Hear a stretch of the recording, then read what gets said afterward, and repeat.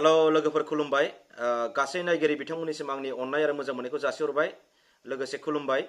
दा आङो बुंनो सानदों माने माखासे भिडिअ मा होनो हाग्रामा महिलारि बिथांनि माखासे भिडिअफोरखौ आरो मिसा खोथाफोरखौ नोंथांमोननि सिगाङाव बुंनो सानदों आङो माने ओरैनो मोननाय मिसाखौ आं बुङा सैथो मिसाखौ बुंनो गिबियावनो जाहैबाय बिथाङा मा होनो गोजां बोथोराव मा मोनो थाइजौ मोनो नोंथांमोना बड'लेण्ड इंखंआव थांनानै नायहै बिथांजों मोगा मोगि जादोंमोन बिथाङा बुंदों जेब्ला बिसोरो गोजां बोथोर फुङाव सुइटार गाननानै मानो गोजां बोथोराव फुङावनो गाव उन्दै समाव उन्दैना एसे गिदिरमोन जायखिजाया आं बेखौ नायजोबासै मोजाङै नोंथांमोना थांनानै नाय बड'लेण्ड इंखं होननाय मोनसे इउटुब चेनेल दं क'क्राझारनि बेहाय बिथाङा बुंदों माने फुङाव मानो सिखारनानै थाइजौ जायोमोन जाहैदों खननानै लायोमोन फांथाम थाइजौ दंमोन ना मानो गावसिनाव गावसिनि न' खाथियाव बेवहाय मा होनो फुङाव थांनानै गोजां बोथोराव माने थाइजौ मोनोमोननो बिसिनाव गोजां बोथोराव माला थाइजौ मोनफेरनाय नोंथांमोना साननानै नाय गोजां बोथोराव थाइजौआ बारहाङोसो नै दा मा होनो मार्च दासो थाइजौआ मावलिदों बारदों ना मावलिनाय होनो दासो बारदों माला गोजां बोथोराव थाइजौ मोनफेरनाय गोलोम बोथोरावसो थाइजौ मोनजायो नङा होमबा बिथांनि बाथ्राया बेवहायनो ओरैनो नंखाय होननानै नोंथांमोना बुजिनो मोनखाबाय बिथाङा बाथ्राफोरखौ साना हौवा गोथौयै जानला मोनला बुङो मावनो हायि खामानिखौबो बुंद्लाबायनानै बुङो नंगौना नङा बे मोनसे थांबाय गोजां बोथोराव थाइजौ मोनैया बे थांबाय मोनखाया मिसा खोथा बे मोनसे बुंजेनबाय दानिया नैथियाव फैदो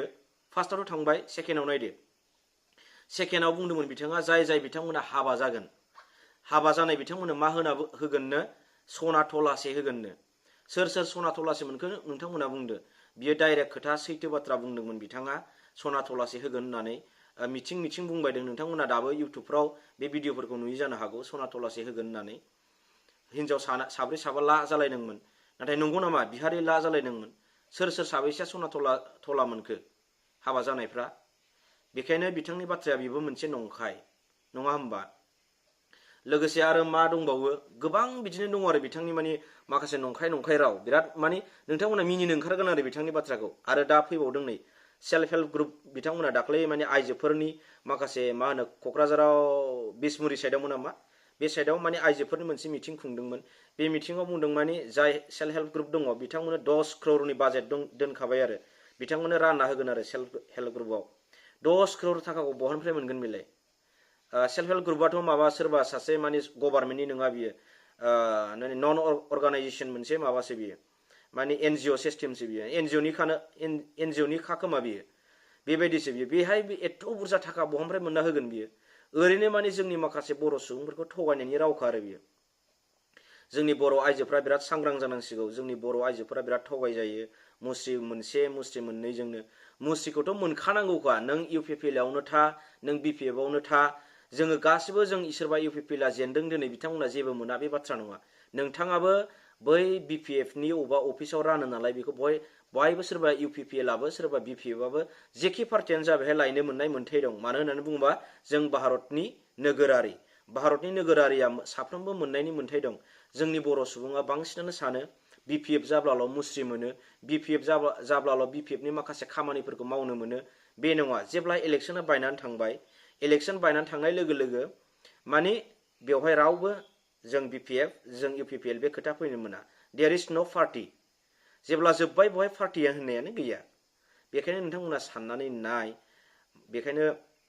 आं बुङो बे बाथ्राखौनो सोरबा मुस्रिया सोरबा बिपिएफनि नङा सोरबा इउपिपिएलनि नङा बेखौ मोनखानांगौखा मोनगोन नालाय नोंथाङाबो बिना लायनो हायो आं मानो मोना आं इउपिपिएलनिबा मोना नामा होननानै बुंना लायनो हायो आरो बियो बिथाङा बुंदोंब्ला बिथांखौ डाइरेक्ट एफआइआर हो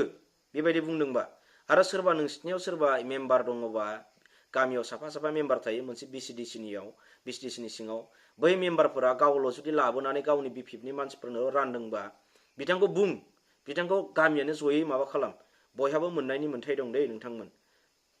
माने माखासे जोंनि मानसिफ्रा सानो जे बिपिएफआव थाब्लाल' माखासे मुर्सिफोरखौ मोनो दा बेनो नोंथांमोना साननानै ला बयहाबो बुंनो राइट्स दं आं दा नोंथांमोननो इउटुबाव मा होनो बा इउटुबनि गेजेरजों बुंदों फेसबुक पेजनि गेजेरजों बुंदों बैफोर बुंनाया बयहाबो मोन्थाय दं इन्डियान कनस्टिटिउसनाव बयहाबो बुंनो मोन्थाय दं नाथाय सोरखौबा दुमखिनो सोरखौबा गावथारनो सोरखौबा बुथारनो बायदि मैया बुंनाय बाथ्राखौ जोङो बुंनो मोना बेबायदि माने गाज्रि रावजों जों सोंखारिनोल' मोना नाथाय जोंहा बुंनो मोन्थाया इन्डियान कनस्टिटिउसनावनो लिरनाय दङ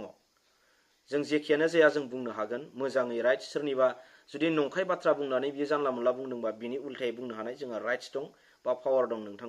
नोंथांमोना साननानै ला नोंथांमोना नोंथांमोननि आसिखौ 100-200नि थाखाय मालाबाबो जानला मोनला भट दाहो आरो जायनावनो होनांगौ होनो बेहायनो दाहो मानो होनना बुङोबा नोंथांनि बे मोनसे आसियानो बिसोरखौ फेदेरगोन बिसोरखौ देरहोगोन बिथांमोननि कारापसना जोबनाय नङा बेजों थाबाय थागोन मानो होननानै बुङोबा दिनै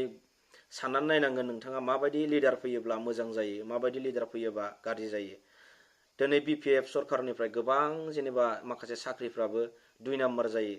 साख्रिफोरखौ मोननो थाङा गोरों मानसि दंब्लाबो आरो जेनेबा मोनोआनो दे गोरों मानसिनि गेजेराव सेलेक्ट जानानै गोरों मानसिया मोनबाय साख्रिया नाथाय बिटिसि निफ्राय मोनबेसे साख्रि ओंखारो मोनबेसे सिट ओंखारो नोंथांमोना साननानै नाय आरो दिनै मालाबाबो सानफेरा बिटिसि सरकारा दिनै जोंनि बर' एरियायाव गोबां लेखा गोरों दङ नंगौना नङा बे लेखा गोरोंफोरा मा दिनै सोरबा बिए पास सोरबा एमए पास सोरबा पिइउ पास सोरबा मेट्रिक पास नाथाय दिनै इन्डियान गभर्नमेन्टनि जबफोर गोबां फैयो मेट्रिक पासनि फैयो पिइउ पासनि फैयो बिए पासनि फैयो एमएसि एमए नि फैयो बायदि रोखोमनि साख्रि फैयो नाथाय बै साख्रिया एप्लाइ खालामनाय लोगो लोगो जों एग्जामखौ बहा हैनांगौ बांसिन गुवाहाटियाव थांनांगौ बा गुबुन डिस्ट्रिक्टफ्राव थांनानै जों हैनांगौ जायो जोंनि बिटिसि एरियायाव गैया बैफोरखौ मालाबा सानफेरदों नामा जोङो गोरिब गुन्द्रानि मानसिया बेसेबां गुवाहाटियाव 3000-4000 थांगासेयाव जों हर थाहैनांगौ जाखायो सानसेनो जों थांनो हाया जों बेसेबां बार थांनानै बहाय साख्रिनि एन्ट्रेन्स हैबाय थानो साख्रिखौथ' खनसे खननै जों मोना होबाय थायोब्लासो जों मालाबा नङा मालाबा नांसनो नाथाय जों बेखौबो थांबाय थानानै हैनो हाया मानि थाखाय जोंनि गोग्लैसोनानै थादों जोंनि बेफोरखौ क'क्राझाराव लाबो बा उदालगुरियाव लाबो जोंनि बिटिसि एरियायाव मोननैसो बेबायदि साख्रिनि एन्ट्रेन्स जाग्रा मोनसे सेन्टारफोर लाबो बेफोरखौ मालाबा गोसोखांदोंमोन नामा बेफोरनो जों बहुत माने आसाम सरकारा माखासे डिसक्रिमिनेसन खालामनानै दोननाय जोंखौ बेफोरखौ जोंनि बिटिसि सरकारा माब्लाबो सानफेरा दिनै जोंनि बर' मिडियाम स्कुलफोरा गोमालांगासिनो दं स्टुडेन्ट गैयिनि जाहोनाव स्टुडेन्टआ दं मेरला गोबां स्टुडेन्ट दं नाथाय प्राइभेट स्कुलाव सोजोबबाय मानि थाखाय सोदों स्कुलाव मोजां फोरोंगिरि गैला मोजां फोरोंगिरि दंब्लाबो सासेल' दं बिथाङा क्लासखौनो मोजां लानो हाला सानदोंमोन बिथाङा आं मोजां फोरोंनो नाथाय क्लास लानो हायियाव बिथाङाबो मोजां फोरोंनो हाला गथ'फ्रा मोजां जालिया बेखायनो माखासे गोरों सुबुंफ्रा जायफोरा एसे थाखा फैसा दं प्राइभेट स्कुलाव सोदों नंगौना नङा नोंथां साननानै नाय बैफोराव मास्टार सोसननांगौ सोसननाङा बेफोरखौ मालाबाबो दायथ' लाया बिटिसि सरकारा लाफेरदों नामा धरनासो खालामनांबाय थायो लेखा गैयिनिबो धरना खालामनांगौ एबसुआ मास्टार नांगौनिबो धरना खालामनांगौ एबसुआ बायदि मैया धरना मोनफ्रोमबो माने खामानियानो धरनानि अनगायै जेबो जाया